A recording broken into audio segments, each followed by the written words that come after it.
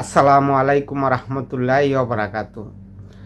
বাংলাদেশের জনপ্রিয় প্রধানমন্ত্রী জনাব তারেক রহমান ঘোষণা দিয়েছে, রামিসা হত্যাকাণ্ডের সাথে যে ব্যক্তি জড়িত ছিল এই ব্যক্তির দ্রুত বিচার কাজ সম্পূর্ণ করে তার রায় কার্যকারিত করবে।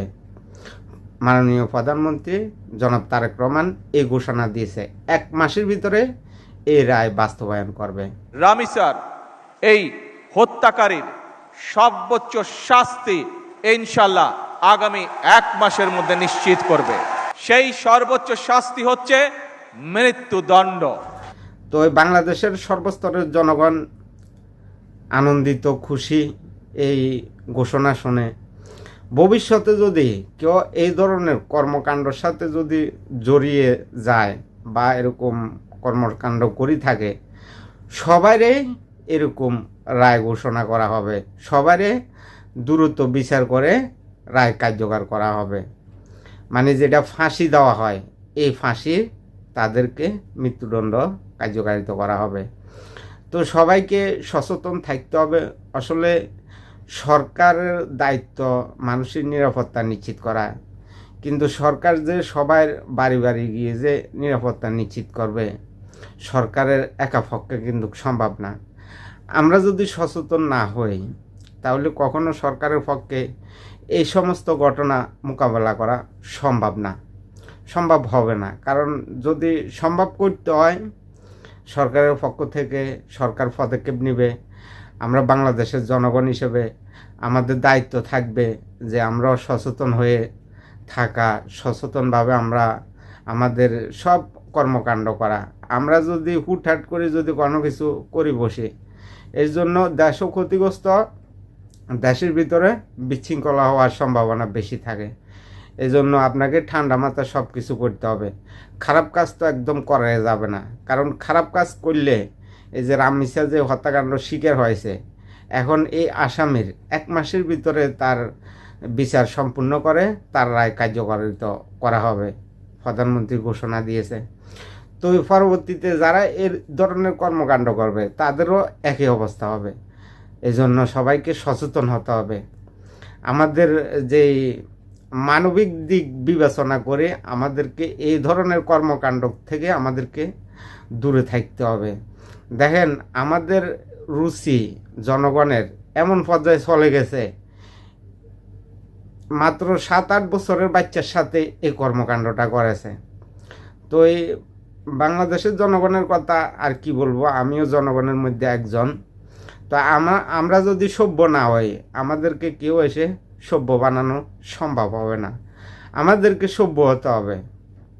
যদি আমরা অসভ্য থেকে যাই তো আমাদের দেশও কখনো পরিবর্তন হওয়া সম্ভব না, আমরা জাতি হিসেবেও পরিবর্তন হওয়া কোনোদিন সম্ভব হবে না। আজকে যদি রামিসার যে হত্যাকাণ্ড শিকার হয়েছে, আসামি যদি দ্রুত বিচার প্রক্রিয়া শেষ করে রায় কার্যকারিত যদি করে, তো এই রায়ের মাধ্যমে বাংলাদেশের জনগণ মোটামুটিভাবে হলেও সচেতন হয়ে যাবে, এই ধরনের কর্মকাণ্ডের সাথে আর কেউ জড়াবে না।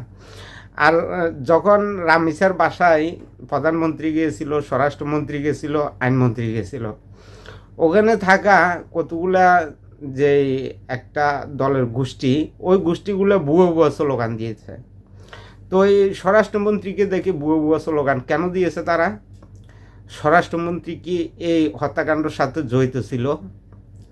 তো তারা আসলে ভুয়ো স্লোগান দিয়েছে ওই দেশকে অস্থিতিশীল করে তোলার জন্য, দেশের ভিতরে গন্ডগোল করার জন্য। যখন ওসমান হাদি হত্যাকাণ্ড শিকার হয়, মির্জা আব্বাস দেখতে গিয়েছিল হাসপাতালে, তখনও ওই ভুয়ো স্লোগান দিয়েছিল একটা গোষ্ঠী। এই গোষ্ঠীটা চায় দেশের ভিতরে বিশৃঙ্খলা লাগানোর জন্য। আগে কখনো ভুয়ো স্লোগান শোনা যায় নাই। এখন সম্মানী ব্যক্তিদেরকে, রাজনীতি ব্যক্তিদেরকে দেখলে, যাদের মান সম্মান আছে তাদেরকে দেখলে ভুয়ো স্লোগান দেয় এই গোষ্ঠীটা। তো এই গোষ্ঠীটার থেকে, মানে জামাতে ইসলামী আর এনসিপির থেকে বাংলাদেশের জনগণের শিখার মতো কোনো কিছু নাই। কারণ তারা যে একটা কালচার বাইর করছে যে তাদের বিপরীতে যদি কেউ যায়, তাদের মন মতো যদি কোনো কিছু না হয়, তখন ভুয়ো স্লোগান দিতে থাকে।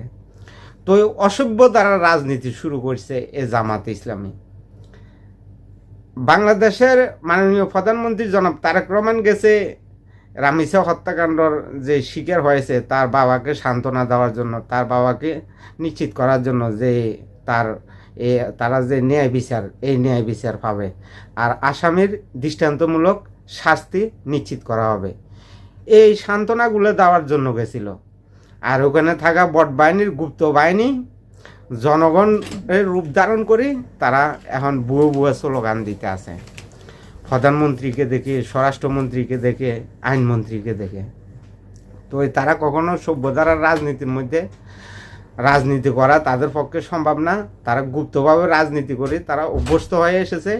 এই কারণে তারা এখন তাদের মানে মনোভূতি মতো যদি কিছু না হয় তখনই তারা বুয়ো বুয়ো স্লোগান দেয়, বিভিন্ন জায়গায় বিভিন্ন বিশৃঙ্খলা শুরু করে দেয়। তো এই নাসিরউদ্দিন পাটোয়ারির কথা আমি আমার দ্বিতীয় ভিডিওতে বলবো। নাসিরউদ্দিন পাটোয়ারি জনগণের দোলাই খেয়েছে উল্টাপাল্টা বক্তব্য দেওয়ার কারণে, জনপ্রতিনিধিদের ব্যাপারে খারাপ মন্তব্য করার কারণে। আমি বলেছিলাম নাসিরউদ্দিন পাটোয়ারিকে যত দ্রুত সম্ভব যে ভাবনা মানসিক ফাগলা গারদ আছে এই ফাগলা গারদে নিয়ে ভর্তি করানোর জন্য।